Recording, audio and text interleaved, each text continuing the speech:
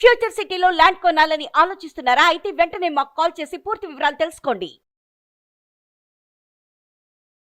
నమస్కారం. కార్తీక పురాణం 11వ రోజు పారాయణలోకి వచ్చాం. ఈరోజు కార్తీక శుద్ధ ఏకాదశి, మతత్రయ ఏకాదశి అని రాయబడి ఉంది మన క్యాలెండర్స్లో, పంచాంగంలో కూడా. అంటే అందరూ పాటించదగిన దినం అన్నమాట. ఈరోజు సర్వేషాం ఏకాదశి అని కూడా రాస్తారు. అయితే ఈ రోజున ఉపవాసం ఉండటం చాలా విశేషమైనదండి. అయితే హరిబోధిని ఏకాదశి అంటారు. ఈరోజు విష్ణుమూర్తిని నిద్రలేస్తారని చెప్తారు. అయితే ఈరోజు పారాయణలోకి వద్దాం. అత్రి అగస్త్య సంవాదం వింటున్నాం. అత్రి చెప్పారు, అత్రి మహర్షి చెప్తున్నారనమాట. అగస్త్య, సాధారణమైన దొమ్మిగా అంటే మనం పురంజేయుడి కథ చెప్పుకుంటున్నాం కదా, పురంజేయుడి దగ్గర యుద్ధంలో ఏం జరిగిందో చెప్తున్నారు. చిన్న దొమ్మిగా కొట్లాటగా ప్రారంభమై ఆ సమరం ఒక మహాయుద్ధంగా పరిణమించింది. అస్త్రశస్త్రాలతో, పదునైన బాణాలతో, వాడి అయిన గుదియలతో, ఇనపకట్ల తాటికర్రలతో, ఖడ్గ పట్టిస ముసల శూల భల్లాతక తోమర కుంభ కుఠారాది ఆయుధాలతో ఘోరంగా యుద్ధం చేశారు. చేతికి దొరికిన ఆయుధం ఇది, అన్నీ రకరకాలు. ఏ ఏ ఆయుధంలో ప్రావీణ్యత ఉందో వాళ్ళందరూ తమ తమ ప్రావీణ్యత అంతా చూపించారనమాట. తర్వాత ఈయన ఏం చేశాడు, సంకుల సమరంలో కాంభోజరాజు 300 బాణాలు ప్రయోగించి పురంజయుని గొడుగుని, జెండాని, రథాన్ని కూలగొట్టాడు. అనంతరం ఇంకొక 5 బాణాలతో గుర్రాలని కూల్చివేశాడు. మరికొన్ని బాణాలతో పురంజయుని కూడా గాయపరిచాడు. అందుకు కోపించిన పురంజయుడు బ్రహ్మాస్త్ర మంత్రంతో అభిమంత్రించిన పదునైన 10 బాణాలను కాంభోజరాజు మీద వేశారు. ఆ బాణాలు కాంభోజరాజు యొక్క కవచాన్ని చీల్చి గుండెల్లో దిగబడ్డాయి. రక్తం ధారాపాతంగా కారుతుంటే తన వక్షంలో గుచ్చుకున్న బాణాలన్నీ లాగేసేట ఆయన. ఆ కాంభోజుడు లాగేసి, ఓ పురంజయ్య, నేను పర్ల సొమ్ముకి ఆశపడిన వాడిని కాదు, నువ్వు నాకు వేసిన బాణాలు నీకే పంపిస్తున్నానని తన వాటినే సంధించి పురంజయుడి మీదకి ప్రయోగించాడు. ఆ తిరిగొచ్చిన బ్రహ్మాస్త్ర అభిమంత్రీకరించబడిన బాణాలు పురంజయుడు సారథిని చంపేసే, ఆయన ధనుసుని ముక్కలు చేసే, పురంజయుడిని మరింతగా గాయపరిచాట. ఎంత దెబ్బలు తగిలినాయో! దాంతో మండిపడిన అయోధ్యాధిపతి 20 రెక్కల బాణాలను సంధించి వాటిని ఆకర్ణంతా లాగి కాంభోజుడి మీద పడేశాడు. ఆ 20 బాణాలు ఏకగుండంగా ఏకకాలంలో ఒకే దెబ్బకి 20 బాణాలు గుండెల్లోంచి దూసుకుపోయి అతను కాస్త మూర్చిపోయాడట. దాంతో యుద్ధం మరింత భయంకరమైంది. తెగిన తొండాలతో ఏనుగులు, నరకబడిన తలలతో గుర్రాలు, విరిగిబడిన రథాలు, స్వేచ్ఛగా దొర్లుతున్న రథచక్రాలు, తలలు ముండాలు వేరుగాబడి ఎడవెడంగా గిలగిలా తన్నుకుంటున్న కాల్బంటుల కళేబరాలతో కథన రంగం అంతా కంటగింపుగా తయారైందిట. మృతవీరుల రక్తం అక్కడక్కడ వాగులు కట్టి ప్రవహిస్తోంది. అటువంటి భీభత్స భీషణ సంగ్రామంలో అధర్మి అయిన పురంజయుని బలం క్రమక్రమంగా క్షీణించిపోయింది. కురుజాతుల విజృంభణని తట్టుకోలేక ఆ సాయంకాలానికి సమరభూమిని వదిలి పట్టణంలోకి పారిపోయాడు. అంతఃపురం చేరి ఆనాటి శత్రువుల విజయానికి పడి దుఃఖిస్తున్న పురంజయుని చూసిన సుశీలుడు అనే పురోహితుడు, మహారాజా, శత్రువైన ఆ వీరసేనుని గెలవాలని కోరిక బలవత్తరంగా ఉంటే ఈ క్షణమే భక్తి ప్రపత్తులతో విష్ణుని సేవించటం ఒక్కటే మార్గము. ఇది కార్తీక పూర్ణిమ. కృత్తికా నక్షత్రయుక్తుడైన చంద్రుడు షోడశకళా శోభాయమానంగా ఉండే ఈ వేళ ఈ ఋతువులో లభించే అన్ని రకాల పూలను సేకరించి హరి ముందు మోకరించి పూజించు. విష్ణు సన్నిధిలో దీపాలు వెలిగించు. ఆయన ముందర గోవింద, నారాయణ ఇత్యాది నామాలతోటి, మేళ తాళాలతోటి ఎలుగెత్తిపాడు. ఆ పాటలతో పరవశుడైన హరి ముందు నర్తించు. నువ్వే పరవశుడవై నర్తించు. అలా చేసినట్లయితే ఆ విష్ణుమూర్తి అనుగ్రహం వల్ల నీకు మహావీరుడైన కుమారుడు కలుగుతాడు. కార్తీక మాసంలో తనను ఆరాధించే భక్తుల రక్షణార్థం 1000 అంచులతోటి శత్రుభయంకరమైన తన సుదర్శన చక్రాన్ని సహాయంగా పంపిస్తాడు హరి. ఈ కార్తీక పుణ్య మహిమని చెప్పటం ఎవ్వరి వల్ల కాదు. భూపతి, ఈనాటి నీ ఓటమికి కారణం సైన్య బలం లేకపోవటం కానీ, నీకు శరీర లేవాలని లేకపోవటమో కానీ, శౌర్యము ప్రతాపము తక్కువయ్యి మాత్రం కాదు, కేవలము అధర్మవర్తనే కారణం. మితిమీరిన అధర్మవర్తన వల్ల నీ ధర్మఫలము, తద్వారా దైవబలము తగ్గిపోవటమే నీ పరాజయానికి కారణం. కాబట్టి ఓ పురంజయ, శోకాన్ని వదిలి భక్తితో శ్రీహరిని సేవించు. కలత మాని కార్తీక వ్రతాన్ని ఆచరించు. ఈ కార్తీక వ్రతం వల్ల ఆయురారోగ్య, ఐశ్వర్య, సుఖ సంపత్, సౌభాగ్య సంతానాలు సంఘటిల్లి తీరుతాయి. నా మాటను విశ్వసించమని పురోహితుడు పరిపరి విధాలుగా ఈయనకి బోధించాడు. అయితే అత్రి మహర్షి ఇలా చెప్తున్నారు. ఆ విధంగా సుశీలుడు చేసిన బోధతోటి పురంజయుడు తక్షణమే స్నానించి విష్ణువాలయానికి వెళ్ళి వివిధ పల్లవ పుష్పాల దళాదిగా విష్ణువుని షోడశోపచారాలతోని అర్చించి ప్రదక్షిణా నమస్కారాలు సమర్పించి మేళతాళాలతో ఆయన కీర్తించి పారవస్యంతో నర్తించాడు.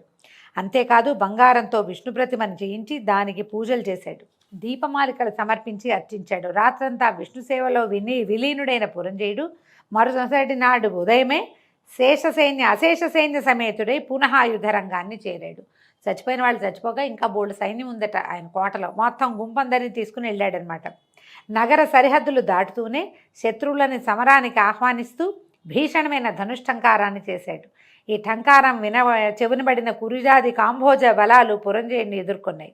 వజ్రాల వంటి కత్తులతోనూ పిడుగుల వంటి బాణాలతోనూ అమిత వేగవంతాలు ఆకాశానికి సైతము ఎగరగలిగినవి అయినటువంటి గుర్రాలతోనూ ఐరావతాల వంటివి ఏనుగులతోనూ అన్యోన్య జయకాంక్ష తత్పరులై ప్రాణాలకు తెగించి పోరాడే కాల్బలాలతోనూ క్రమక్రమంగా యుద్ధం దుర్నిరీక్షమానంగా పరిణమించింది. అసలు భయమేస్తోందట ఏ పక్కన చూసినా. గత రాత్రి పురంజయుడు చేసిన పూజలకు సంతుష్టుడైన గరుడగమనుడు అతనికి దైవబలాన్ని తోడు చేయటం వల్ల ఆనాటి యుద్ధంలో సర్వశత్రురాజుల యొక్క శక్తులన్నీ ఉడిగిపోయినాయి.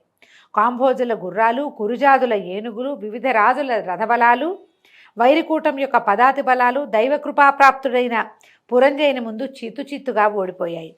పురంజయుడి పరాక్రమానికి గుండె లవిసిపోయిన పగవారందరూ ప్రాణభీతితోటి రణరంగాన్ని వదిలి తమ తమ రాజ్యాలకు పరుగులు తీశారు.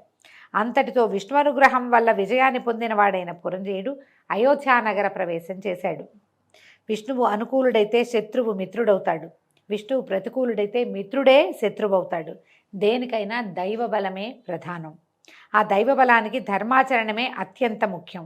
అటువంటి ధర్మాచరణలో ప్రప్రథమమైన కార్తీక వ్రతము ధర్మానుష్ఠానంతో ఎవరైతే శ్రీహరిని సేవిస్తారో వారి సమస్త దుఃఖాలు కూడా చిటికల మీదే చిమిడిపోతాయి. అగస్త్య, విష్ణుభక్తి సిద్ధించటమే కష్టసాధ్యం. అందున కార్తీక ఆసక్తి కలగటం. ఆచరణకి శక్తి ఉండాలి, ఆసక్తి ఉండాలి. అవి రెండూ కలగటం ఇంకా కష్టం. కలియుగంలో ఎవరైతే కార్తీక వ్రతము శ్రీహరి పాదసేవ వదలకుండా చేస్తారో వారు ఎవరైనా సరే వైష్ణవోత్తములుగా పరిగణింపబడతారు. వేద విధులైన వారైనప్పటికీ ఈ హరిసేవ కార్తీక వ్రతాచరణ లేని వాళ్ళు కర్మచండాలు లేరని గుర్తించు. ఇక వేదవేత్తయే హరిభక్తుడై కార్తీక వ్రతనిష్ఠుడైన వాని యందు సాక్షాత్తు ఆ విష్ణువే నివసిస్తాడని చెప్పబడుతోంది. ఏ జాతి వారైనా సరే ఈ సంసార సాగరాన్ని నుంచి బయటపడి ఉత్తమగతుల్ని పొందాలనే కోరికతో విష్ణువుని అర్చించినట్లయితే తక్షణమే వాళ్ళు తరించిపోయేలాగా వాళ్ళ జీవితం మారిపోతుందని తెలుసుకోమంటున్నారు. స్వతంత్రుడు కానీ పరతంత్రుడు కానీ హరిపూజాసక్తుడై ఉంటేనే ముక్తి. భక్తులకు ఆ శ్రీహరి విష్ణువుకి భక్తులు అన్యోన్యానురాగబద్ధులై ఉంటారు. భక్తులకు ఇహపరాలు రెండింటినీ అనుగ్రహించి రక్షించగలిగిన ఏకైక దైవం వాసుదేవుడే.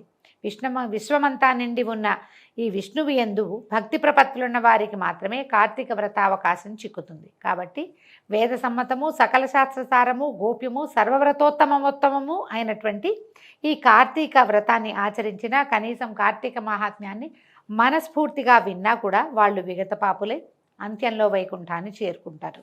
మహత్వపూర్వకమైన ఈ అధ్యాయాన్ని శ్రార్థకాలంలో పఠించడం వల్ల పితృదేవతలు కల్పాంత తృప్తిని కూడా పొందుతారు. దాని తర్వాత కూడా సంతోషంగా ఉంటారట.